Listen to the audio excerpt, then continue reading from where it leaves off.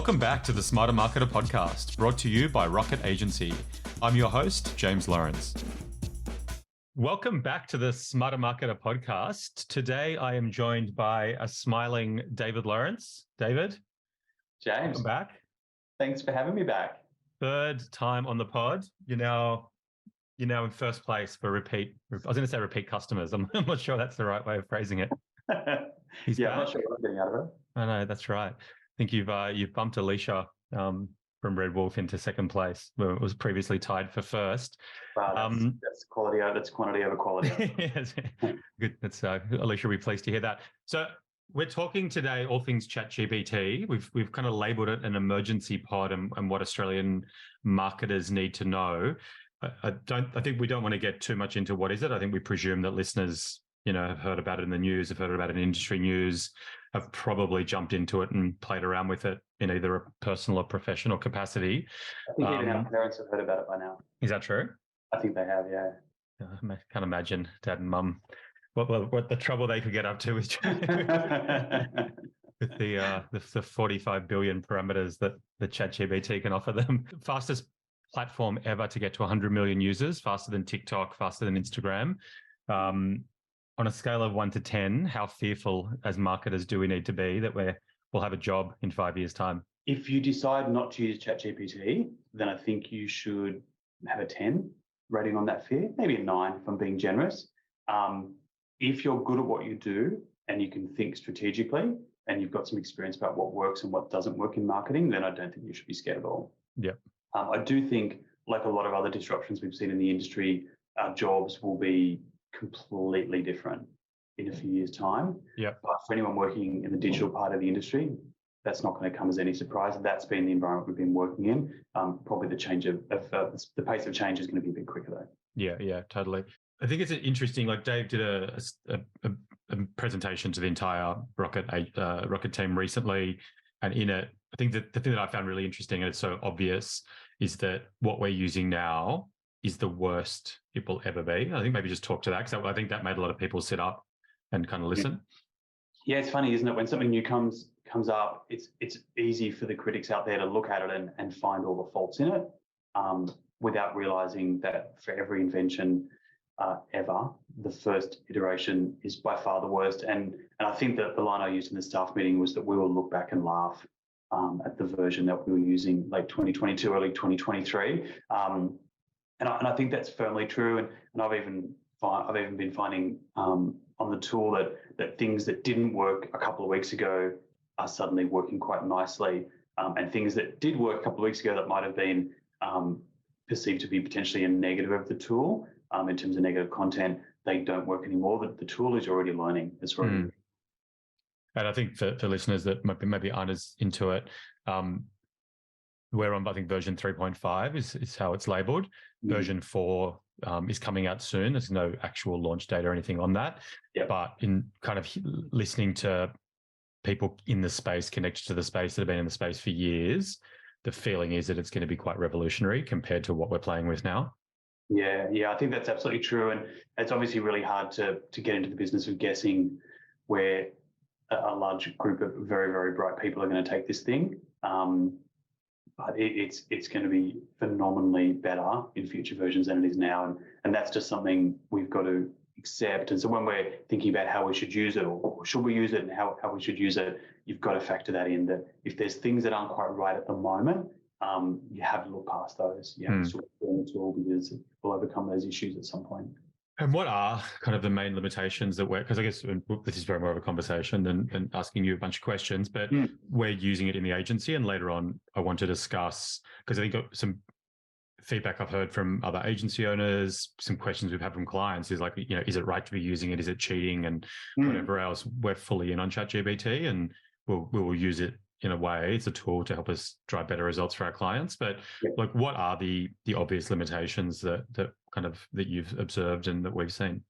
Yeah, there's two big categories of limitations at the moment. One of them are the things within the tool, which I'll talk about, and the other things are the limitations of any AI in something as nuanced as marketing, and indeed in lots of fields. So if we talk about limitations in the tool, there's a big obvious one at the moment, which is that it stopped crawling data at the end of 2021. So if you're looking for anything that's truly recent, anything that's topical, it's going to really struggle. And if you're wanting to write about something that's fast changing, then its views are going to be quite antiquated, if you consider a year and a couple of months antiquated. So that's probably one of the first big things you've got to be aware of. It has some obvious limitations around sort of garbage in, garbage out, which we talk a lot about in marketing. So if you don't use it properly, and if you don't feed the information it needs to give you a great answer, it will always be incredibly limited as a result.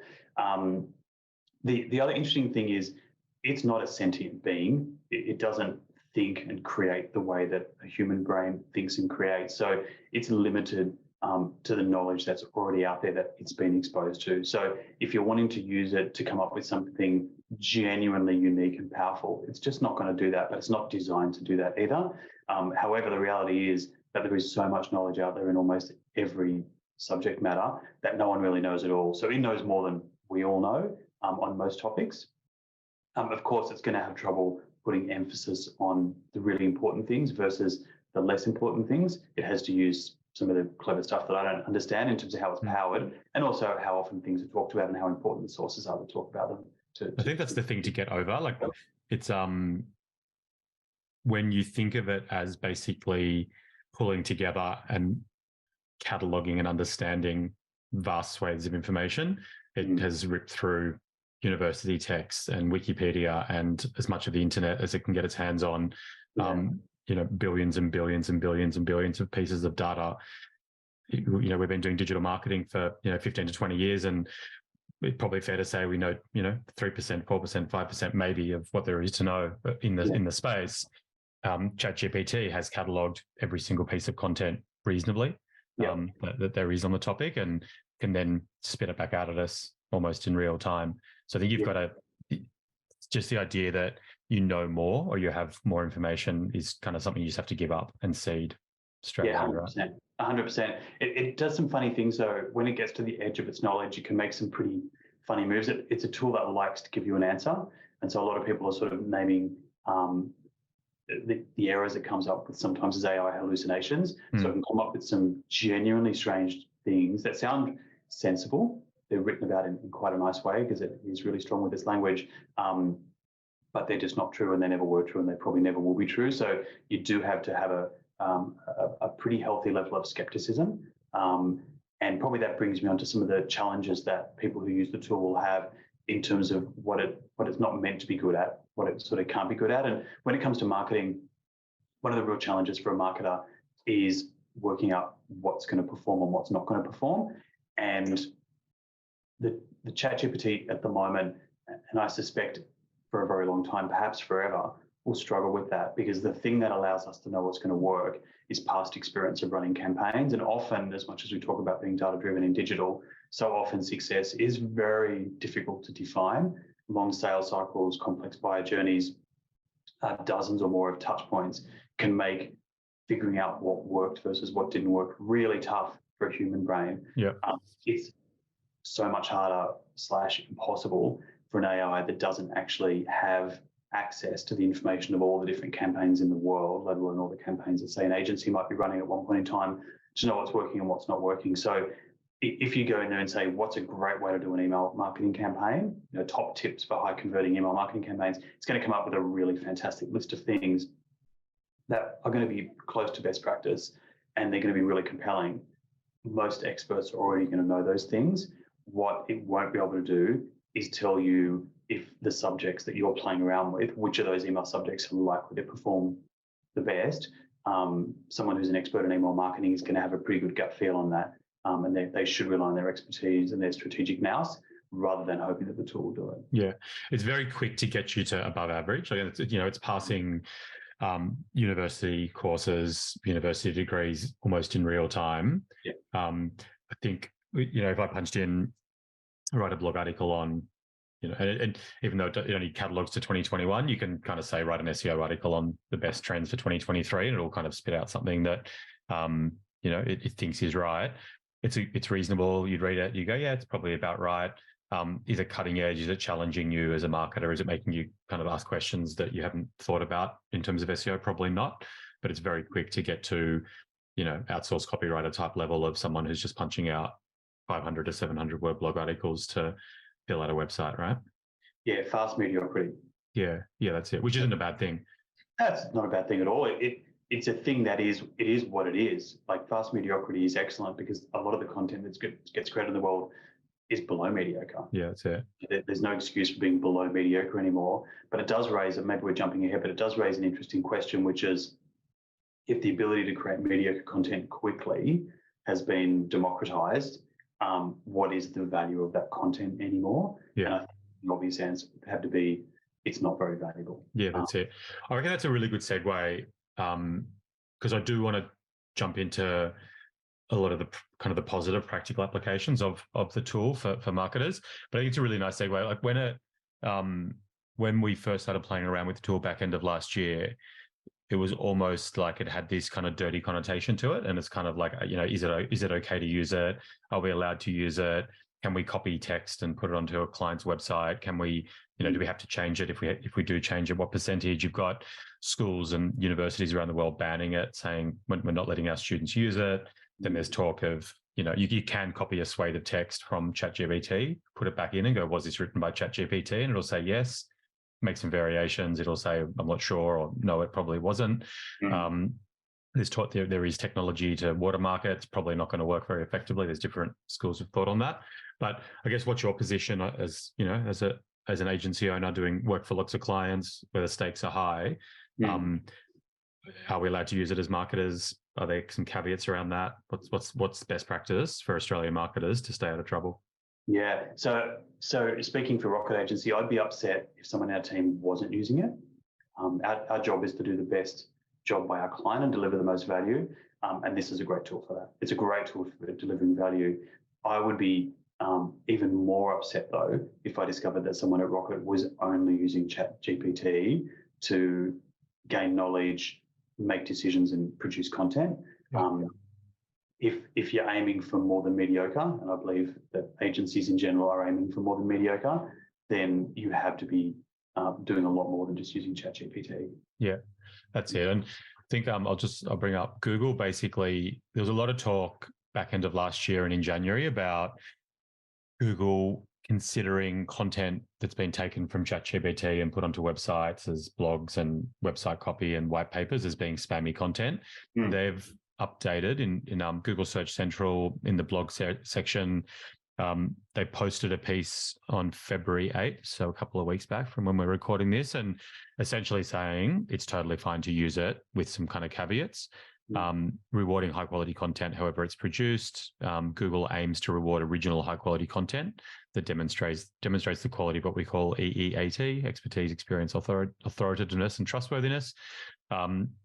They're basically saying that they themselves use AI, that it is the future, and the appropriate use of AI automation is not against our guidelines. This means that it is not used to generate content primarily to manipulate search rankings, which is against our spam policy. So if you get ChatGPT to write a paragraph of text on your website that is bang on, you look at it and go, I couldn't have written it better myself.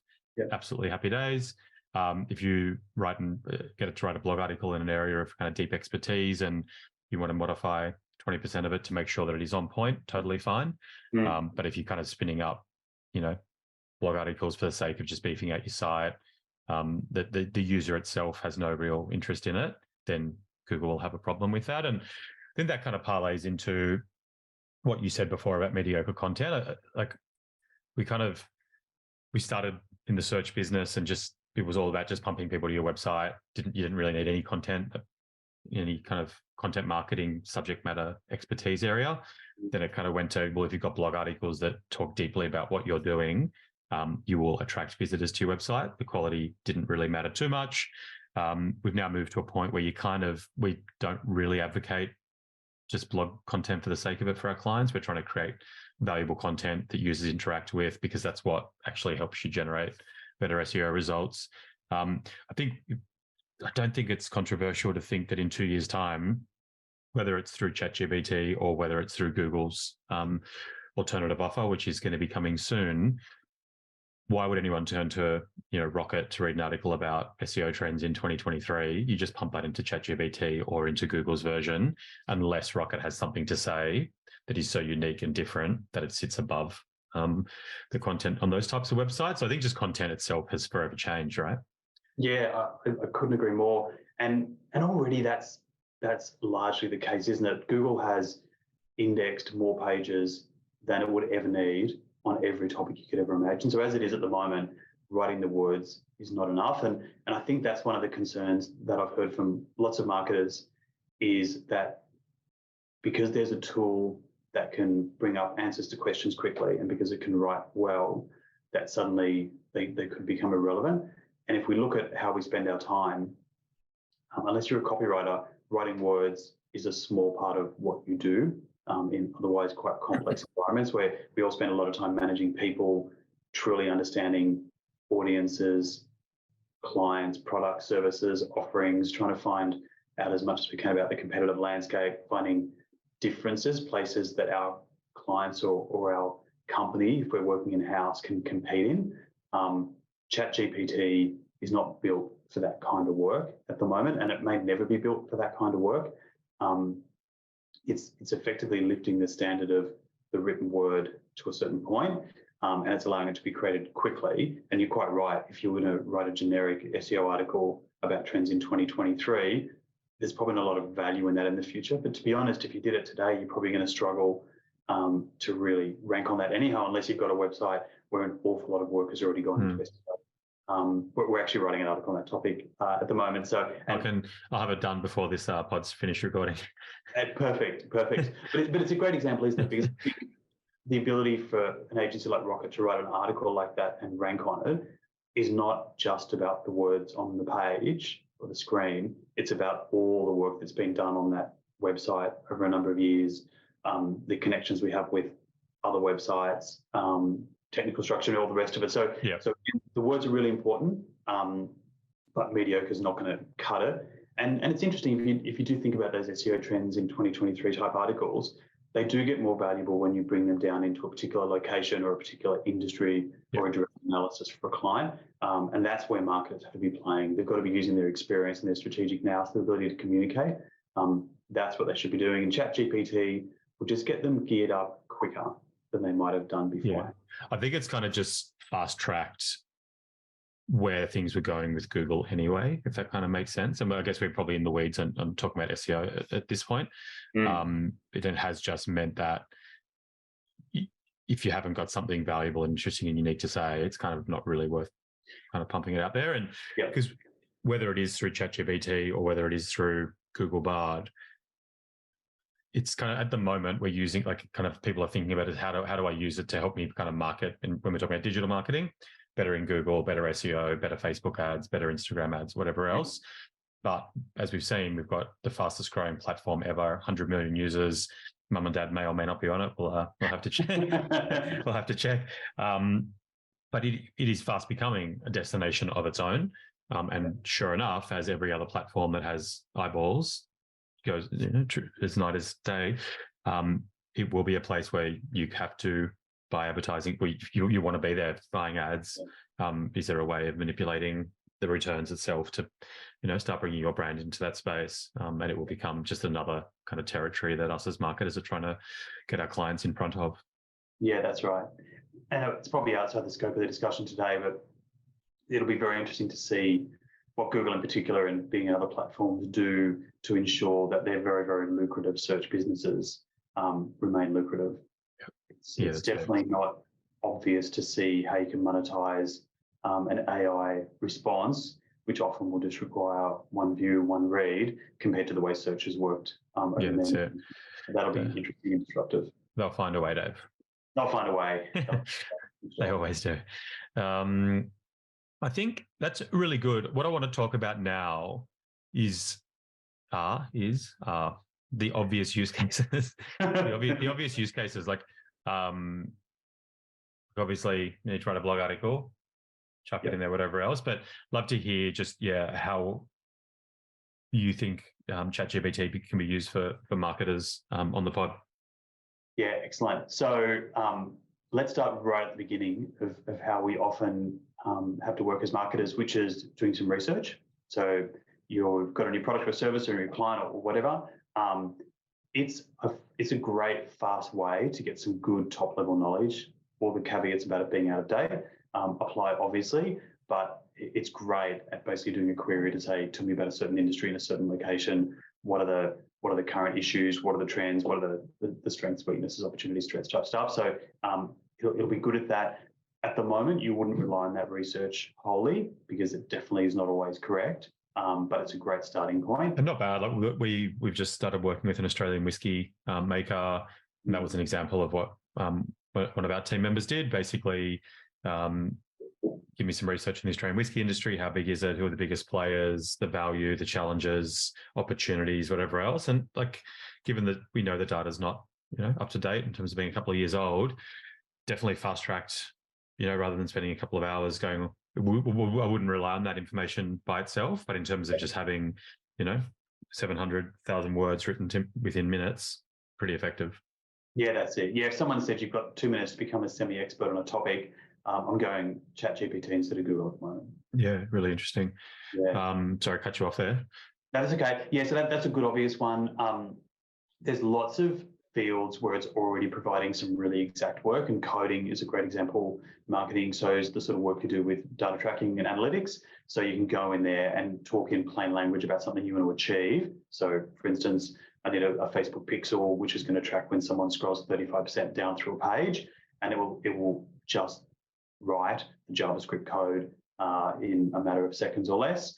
And it's not always perfect, but it's pretty good. The same, if you wanted to add an FAQ section to one of your web pages, you can just put the content in and ask for the code, and it'll come back with all the front end code that you need to drop into your website. I haven't used it for this because I'm not a coder, but it's certainly able to punch out pretty good code in all the common programming languages as well. And I've heard people talk about the fact that it's better than a junior developer. So usual challenges we find as well as marketers, it's not going to be strategic in terms of how it writes code, but once you know what you need to do, you can do a pretty handy job of saving a lot of time in what is otherwise quite repetitive work. Yeah, for sure. I think an interesting one that we were playing with was just putting together email sequences. So kind of maybe just kind of how you framed that was quite interesting. Given the yeah, that's right. And maybe this is a good time to talk a little bit about how you can make sure some of these more specific use cases actually give you quality results. Which is the way a lot of people use ChatGPT. It is not surprisingly quite novice because it's quite new for most of us, but you'll go in and you'll say, write me an article on blah. It comes up with something that reads pretty well, but the deeper you look into it, the more you realize you couldn't actually run with that as a quality piece of content. So what you have to start doing is giving a lot of information in the form of a brief. So if you're briefing a copywriter at the moment, you wouldn't just say, write me an article on blah. You can go, I've got a client, this is their industry, this is their location, this is their audience. What's that? Tone, 100%. You'd be talking about tone. You might list the USPs. Basically everything to make sure that the copywriter can come back with some content that the client reads and says, wow, this is perfect. It's like I've been working with you guys for years. So you have to do exactly the same thing with ChatGPT. And that's the number one thing you'll do to get a step change lift in the results that it's going to provide to you. So getting really good at understanding how to write a brief for ChatGPT. Expect that to change over time as the tool changes over time. But in general, plain language seems to work the best with most things. So practically, how do you do that for listeners that have kind of gone in there and said, hey, write a website homepage copy in electrical engineering for a business of 20 people? How would you elevate that? Like, how do you actually put those prompts in? Yeah. Okay. So first of all, obviously, any marketer should have all these bullet points or more detailed bits of information about how they would brief someone working on the campaign for their client or their employer at the moment. You basically want to take that and you just want to convert it a little bit to make sure it works nicely with ChatGPT. So short sentences, you don't want too much ambiguity. Some things you put in just don't seem to work at the moment. Other things seem to work really well. It's been driving me crazy at the moment because you put in use Australian English and it keeps on throwing back words with Zs in them, which is frustrating. Whereas I'm sure that was working a couple of weeks ago. So the brief is essentially just a series of short sentences with all the information a real person would need to write something that's personalized to your needs. So put together an email marketing series for this type of business. Yep. The target market is X. The USPs are Y. Yep. Tone, playful, conversational, formal, whatever it might be. Yeah, that's it. And the way I tend to do it is I put all my briefing information in there first, and I have that in a library of assets that I would have. I do a lot of writing for Rocket, so I now have a nice little ChatGPT library, which is the briefing information for Rocket. And I have a big collection of lines, but I wouldn't use them all for everything. Like if I just need some assistance with a paragraph about a particular thing, I'm not going to put the entire brief in because it's sort of overkill. But you'll have that brief, and then once that's in there, the next line you'll put in is, you might say, a lot of people are using the phrase act as. So act as a copywriter, create, and then you go to whatever you're creating. So if it's an email sequence, you go create an email sequence for someone who has, for instance, downloaded a guide from our website. I'd like the first email to go immediately, suggest the next 3 emails and give you titles and copy for them. And if you brief it really well and you use the right instructions for that prompt, then you're going to get something back which is actually quite good. It has a good knowledge, a lot of stuff written online about email marketing and sequences, so it has that knowledge. And look, the one that we played with was excellent. It was better than it was very better than what we would have come up with. Yeah, it can be really strong. It can be really strong. And I think the next thing that's really important with ChatGPT, again, is on that prompt side of things. So if you think about it, we've done our brief, doing our prompts, you keep prompting. And think about prompting as the way you give feedback to an email strategist or a writer who'd come up with a sequence. You're unlikely just to look at it and go, it's perfect, I'm going to run with it. You would typically give feedback, and ChatGPT is no different. So you want to give it feedback. So you might want to say, if it's given you 4 options, you might want to say, for option 1, give me 3 more variations of the headline with different tones. Or you might say, I specifically want the tone to be playful or educational or informative, and you can play around with different words that you'll get interesting results for there. And so it's all about what we've kind of named it internally is pick and edit. So what you want to do is you want to pick the option that you like, continue using ChatGPT to improve it as much as it can.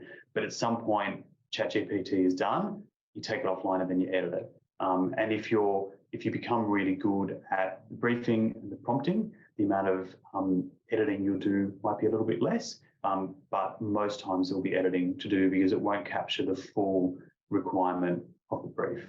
Yeah. There'll be things that you know as an expert marketer that it won't know. And I think, for my experience with it was, I first started playing with it and I was like, this is unbelievable. It's incredible. Then I started going, hang on, it's actually not as good as, it's so light on. It's so mediocre. Yeah. And then I realized, hang on, I'm just not actually using it correctly. And once you do go through that process of properly briefing it, putting in smart prompts that you know, right, after using it more, reading up on different ways that people in your industry are using it, but then also not expecting it to be a complete panacea. There's still going to be changes you have to make at the end to kind of put the finishing touches on. I added a list here of the things that we're using it for. Writing articles, emails, ads, social posts, web content, definitely really good for create a Facebook ad, create a Google ad, limit my characters to 50 characters or 60. Those things are just so difficult to actually get right. Normally, generating top level ideas for a campaign, designing email sequences, creating scripts for videos. It's awesome at scripts. Even just from a personal context, like write a poem, turn it into Old English, turn it into gangster speak. Like it's so clever at moving it around. That could also be very professional if you needed it for, I don't know, depending on what industry you're in. So writing poetry, that's a common task for you? Yeah, absolutely. That's why Mum likes me the most. Before market research, I think it's excellent for research. Build me a table of the 10 biggest businesses in this particular vertical, what's their turnover, put your sources in. You can put that in, so it'll actually give you sources sometimes. Endlessly rephrasing existing content, creating lists with sources, keyword research, writing code, creating complex Google Sheet formulas. I think this is a really good one, just generating fresh ideas to avoid writer's block. I often really struggle to get started writing something, but I'll just have it write something pretty average, and I'm so happy to jump in there and play around with it. Creating tracking events, querying APIs to add data to a spreadsheet. I mean, it's a bit of a cliche, but it really is just limited to your creativity with how to use the tool, right? Yeah, it's so true. And I think one of the big takeaways for me with where the tool is at the moment is it's a tool for experts. And that kind of means two things. You've got to become an expert in how to use ChatGPT. It's by no means the most complex thing to use in the world, but you'll get better the more you use it. But the most important thing is that you're an expert in the subject matter you're working in. So it's easy for someone to think that with this tool, you can go from knowing nothing to becoming an expert marketer in an hour. And certainly if you're trawling TikTok, you find all kinds of people claiming to have built amazing agencies with incredible results without doing any work other than firing up ChatGPT. And it's kind of fantasy land. It's completely dishonest. The strength of ChatGPT is in assisting an expert to get to a quality result faster, and it allows them to bring in more fresh perspectives and interesting ideas than they might have got otherwise. So it's sort of almost like you're brainstorming with a bunch of people, but you've still got to be someone who knows what great looks like. Yeah, that's it. And you've got to know when the thing you're looking at that's just pretty good could be turned into great by just taking it offline and doing some editing for it. So yeah, if you're not an expert marketer, this is going to be a tool that just helps you become mediocre really, really fast. One of the challenges I've found with using it is it's quite overwhelming. So it's really easy to say, give me 30 versions of that headline. And by about version 4, for me anyhow, I find they all just start looking the same. It's genuinely hard to sort of find the real quality stuff in there. So that's a skill I think that we'll all develop. It's a skill that editors have had forever, but it's a skill the rest of us will have to develop, which is the ability to read work, not be impressed just by the words that are there, but actually see through to the quality very quickly and effectively. Yeah, it's definitely true. I reckon that's enough in terms of just our perspective on the tool, what it is, what it's not, different ways of using it. Anything else? Any other kind of areas you wanted to cover? I could talk about this forever. Because you're a massive nerd. I'm a massive nerd. This just taps right into great things for me. Look, I think the main thing for me is get into the platform, play around with it. There's a framework that we're playing around with internally, which you just pointed out was the 4 Ps, which wasn't deliberate when we put it together. But I think this is an important way to think about how you can use ChatGPT across an organization to make the organization effective. And I don't think it matters whether you're a marketing agency or any other company. So for us, it starts with process. It's the 3 Ps and B. Oh, okay. Wow. Well, it's the PB, PP. Interesting. Well, we can throw that into ChatGPT and it'll come up with something better. But it's really simple for us. Process is where it all starts. So you've got to understand which parts of the things you do at the moment could benefit from ChatGPT, and how are you going to achieve that? So you've got to be really clear on that. Otherwise, you could dumb down the work you do pretty quickly. The next thing you do is the brief. So getting really, really good at the brief is critically important. We've talked about that already. That's an art. I know some people have been referring to using ChatGPT as engineering, and ChatGPT engineers. That's a disgraceful use of the word engineer. It's just not that hard, but you will get better at it as you go. The next thing is prompts. So getting really powerful with the prompts, building a library of prompts that work really well and sharing them with your colleagues. That's where you'll get best at it. And then at the very end, it's pick and edit. I'm just busy in the tool here, trying to change process, brief. Yeah. What's the next one? This is brief. Prompts. And then pick and edit. To all words starting with P. I think it's going to do a pretty good job on that. Pivot, progress, plan, proceed. What do we like? Instead of brief, plan. Process, plan, prompt, pick. We're done. The 4 Ps. ChatGPT has beaten us. It wins again. It had a funny interaction with a colleague the other day where they were doing a similar thing, coming up with 3 words to describe a company. Came up with some okay kind of stuff. And then I said, tell it to make those words rhyming. And I was able to put together 5 really, really great rhyming words to describe a brand. So those sort of things that humans struggle with, it is better than us at those things. It will only get better. In terms of knowing whether the right words, it's going to struggle. Yeah, that's it. It's amazing. Cool. Okay. Well, we always ask this question of people on the pod. You've been asked this twice before, so Kaylee's asked me to tweak it a little bit. Ooh, What's the one piece of marketing advice that you'd give to marketers coming into the new year? This is not a shocking one, but learn ChatGPT. So don't just use it a little bit and think it's okay. Put some time aside. Do a 1 day deep dive. Use some of the tips we've gone through in this pod, and that's just the starting point. Put a day aside. Social's great for finding people that are using ChatGPT really well. So have a look around, try what people are trying, and then see how it applies to your role, and think about where it fits into your process. Yeah, couldn't agree more. I think it's this is not something where you can put your head in the sand on it. You've got to embrace it. There'll be lots of roles and lots of businesses where it'll be business as usual a little bit for a long time. Yeah. And I think there's a lot of hyperbole around what it's going to do to kind of white collar jobs across all industries, not just marketing. But if you don't embrace the tool, then I think you are in danger of being a bit of a dinosaur. Yeah, and I think one other tip, and maybe this is a little bit dark, if you do a job at the moment where you've often thought, a smart robot could do this, you probably can, and it's probably time to start looking at reskilling. Like we mentioned at the very beginning, the world we're moving into is going to reward people who are strategic, creative, strong communicators. That's the kind of stuff you want to be doing. You want to do the stuff that isn't simply a series of obvious rules or obvious language. Yeah, that's it. Otherwise, you'll be replaced by a robot. Yes, you will. Yes, you will. Excellent. Dave, thanks for coming back onto the pod. Pleasure. I'll be going for number 4 next time. Pretty excited.